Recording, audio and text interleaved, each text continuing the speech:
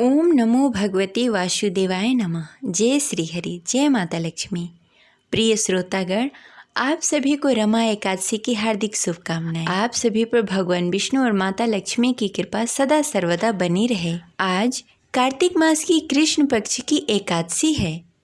आज के दिन भगवान विष्णु और माता लक्ष्मी की विधि विधान से पूजा की जाती है और व्रत रखा जाता है। इसके साथ ही इस दिन व्रत कथा का पाठ किया जाता है, क्योंकि व्रत कथा के बिना व्रत अधूरा माना जाता है। तो प्रिय श्रोतागण, चलिए पूरी श्रद्धा और भक्ति के साथ सुनते हैं रमा एकादशी व्रत कथा। तो प्रेम से बोलिए लक्ष्मी नारायण की जय। जय श्री हरि। हिंदू पंचांग के अनुसार कार्तिक मास की कृष्ण पक्ष की एकादशी को रमा एकादशी कहा जाता है। रमा माता लक्ष्मी का नाम है। इस दिन भगवान विष्णु के साथ माता लक्ष्मी की विधि विधान से पूजा आराधना की जाती है और व्रत रखा जाता है। इस दिन भगवान विष्णु के केशव स्वरूप की पूजा आराधना की जाती है। यह चतुर्मास का आखिरी एकादशी होता है। इसके बाद कार्तिक मास के शुक्ल पक्ष की एकादशी के दिन देव उठानी एकादशी बनाई जाती है। देव उठानी एकादशी के दिन से चतुर्मास समाप्त हो जाता है और सभी मांगलिक कार्य प्रारंभ हो जाते हैं। रमा एकादशी दीपावली से पहले पड़ती है, इसलिए इसे दीपावली एकादशी भी कहते हैं। इस दिन पूजा आराधना करने से, व्रत रखने से भगवान विष्णु के साथ माता लक्ष्मी की भी कृपा प्राप्त होती है। इस एकादशी के व्रत के प्रभाव से समस्त पाप नष्ट हो जाते हैं। रमा एकादशी का व्रत रखने से मुख्यतः धन वैभव की प्राप्ति होती है। इस दिन भगवान विष्णु के साथ माता लक्ष्मी की पूजा आराधना करने से और व्रत रखने से सभी मनोकामनाएं पूर्ण हो जाती हैं। घर से दुख दरिद्रता दूर हो जाती है और धन्य धान्य की प्राप्ति होती है। रमा एकादशी का व्रत सभी तरह से आर्थिक समस्याओं को दूर करता है। इस व्रत से वैकुंठ की प्राप्ति होती है। पद्म पुराण में बताया गया है कि जो फल कामधेनु और चिंतामणि से प्राप्त होता है, उसके समतुल्य फल रमा एकादशी का व्रत रखने से प्राप्त होता है। इस दिन व्रत रखकर संध्या के समय दीपदान करना चाहिए। संध्या के समय दीपदान करने से माता लक्ष्मी प्रसन्न होती हैं और घर में धन की कभी कमी नहीं होती।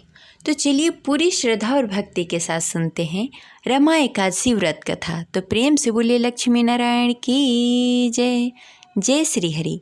कथा शुरू करने से पहले इस वीडियो को लाइक करके कमेंट बॉक्स में लक्ष्मी नारायण की जय अवश्य लिखें।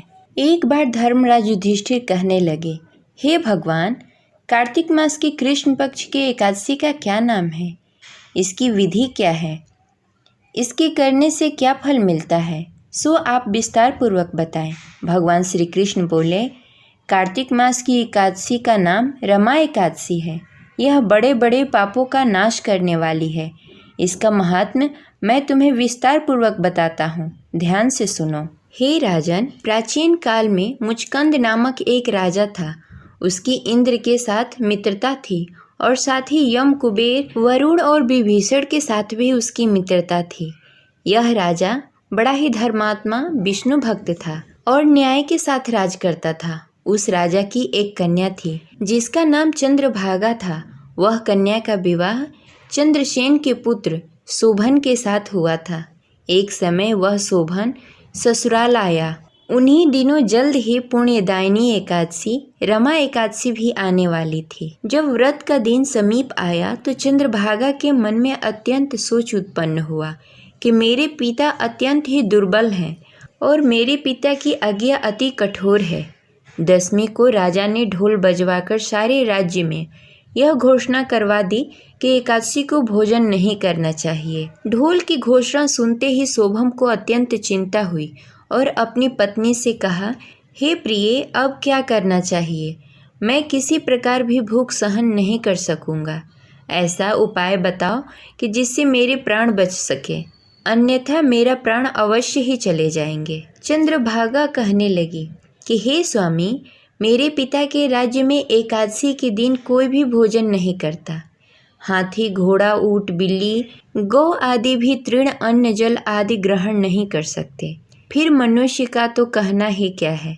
यदि आप भोजन करना चाहते हैं तो किसी दूसरे स्थान पर चले जाइए, क्योंकि यदि आप यहीं रहना चाहते हैं तो आपको अवश्य ही व्रत करना पड़ेगा। ऐसा सुनकर शोभन कहने लगा कि हे प्रिय, मैं अवश्य व्रत रखूंगा। जो भाग्य में होगा वह देखा जाएगा। इस प्रकार से विचार करके शोभम ने व्रत रख लिया और भूख प्यास से पीड़ित होने लगा। जब सूर्य नारायण अस्त हो गए और रात्रि में जागरण का समय आया, जो वैष्णवों को अत्यंत हर्ष देने वाला था, परंतु शोभम के लिए अत्यंत दुखदायी हुआ। प्रातःकाल होते ही शोभम के प्राण निकल गए। लेकिन चंद्रभागा सती होना चाहती थी, मगर उसके पिता ने यह आदेश दिया कि वह ऐसा न करे और भगवान विष्णु की कृपा पर भरोसा रखे। चंद्रभागा अपने पिता की आज्ञानुसार सती नहीं हुई और अपने पिता के घर रहकर एकादशी व्रत का पालन करने लगी। उधर रमा एकादशी के प्रभाव से शोभम को जल से निकाल लिया गया और भगवान विष्णु की कृपा से उसे मंदराचल पर्वत पर धन धान्य से परिपूर्ण तथा शत्रु से रहित देवपुर नामक एक उत्तम नगर प्राप्त हुआ। उसे वहाँ राजा बना दिया गया। उसके महल में रत्न तथा स्वर्ण से खंभे लगे हुए थे। राजा शोभम स्वर्ण तथा मणियों से सिंहासन पर सुंदर वस्त्र तथा आभूषण धारण किए बैठा हुआ था। गंधर्व तथा अप्सराएं नृत्य कर उसकी स्तुति कर रहे थे।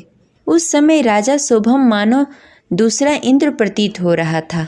उसी समय मुचुकुंद नगर में रहने वाला एक सोम शर्मा नामक ब्राह्मण तीर्थ यात्रा करता हुआ घूमता घूमता उधर जा निकला और उसने शोभम को पहचान कर कि यह राजा का जमाई शोभम है, उसके निकट गया। शोभम भी उसे पहचान कर अपने पास आते हुए देख उठ खड़ा हुआ और ब्राह्मण को प्रणाम करते हुए कुशलता पूछा।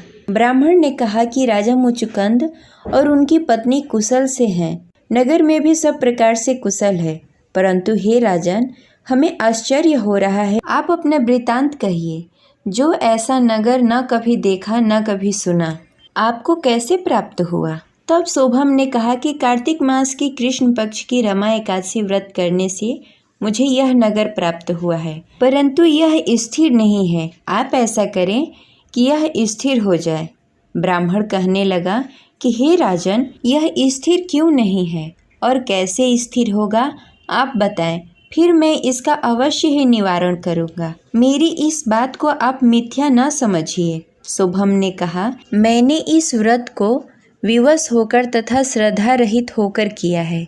उसके प्रभाव से मुझे यह अस्थिर नगर प्राप्त हुआ है। परंतु अगर आप मुकुट चंद की पुत्री को यह वृतांत बताते हैं तो वह इसे स्थिर बना सकती है। राजा शोभम की बात सुनकर ब्राह्मण अपने नगर को लौट आया और उसने चंद्रभागा से सारा वाक्य सुनाया। इस पर राजकुमारी चंद्रभागा बोली, हे ब्राह्मण देव, क्या आपने यह दृश्य प्रत्यक्ष देखा है या आपने स्वप्न में देखा है? चंद्रभागा की बात सुनकर ब्राह्मण बोला, हे राज्य कन्या, मैंने तेरे पति शोभम तथा उसके नगर को प्रत्यक्ष देखा है, किंतु वह नगर अस्थिर है। तू कोई ऐसा उपाय कर जिससे वह स्थिर हो जाए। ब्राह्मण की बात सुनकर चंद्रभागा बोली, हे ब्राह्मण देव, आप मुझे इस नगर में ले चलिए। मैं अपने पति को देखना चाहती हूँ।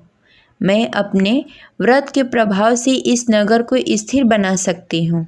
चंद्रभागा के वचनों को सुनकर ब्राह्मण उसे मंदराचल पर्वत के पास वामदेव के आश्रम ले गए। वामदेव ने उसकी कथा को सुनकर चंद्रभागा का मंत्रों से अभिषेक किया। चंद्रभागा मंत्रों तथा व्रत के प्रभाव से दिव्य देह धारण कर पति के पास पहुंच गई। शोभम ने अपनी पत्नी चंद्रभागा को देखकर उसी प्रसन्नता पूर्वक आसन पर अपने साथ बैठा लिया। चंद्रभागा ने कहा, हे स्वामी, अब आप मेरे पुण्य को सुनिए। जब मैं अपने पिता के घर में 8 वर्ष की थी, तब से मैं सविधि एकादशी व्रत का पालन करती हूँ। उन्हीं व्रतों के प्रभाव से आपका यह नगर अस्थिर हो जाएगा और सभी कर्मों से परिपूर्ण होकर प्रलय के अंत तक स्थिर रहेगा। चंद्रभागा दिव्य स्वरूप धारण करके तथा दिव्य वस्त्र धारण करके सज संवर कर अपने पति के साथ सुखपूर्वक रहने लगी। हे राजन, यह मैंने रमा एकादशी का महात्म्य कहा। जो मनुष्य इस व्रत को करते हैं उन्हें ब्रह्म हत्या तथा अन्य पापों से मुक्ति मिल जाती है। कृष्ण पक्ष और शुक्ल पक्ष दोनों ही एकादशी समान है, इसमें कोई भेदभाव नहीं है। दोनों समान फल देती हैं। जो मनुष्य इस महात्म्य को पढ़ते तथा सुनते हैं वे समस्त पापों से छूटकर विष्णु लोक को प्राप्त होते हैं। ये रही आज की कथा। आशा करते हैं आपको अच्छी लगी होगी। तो इस वीडियो को लाइक करें और ज़्यादा से ज़्यादा शेयर करें। जय हरि विष्णु।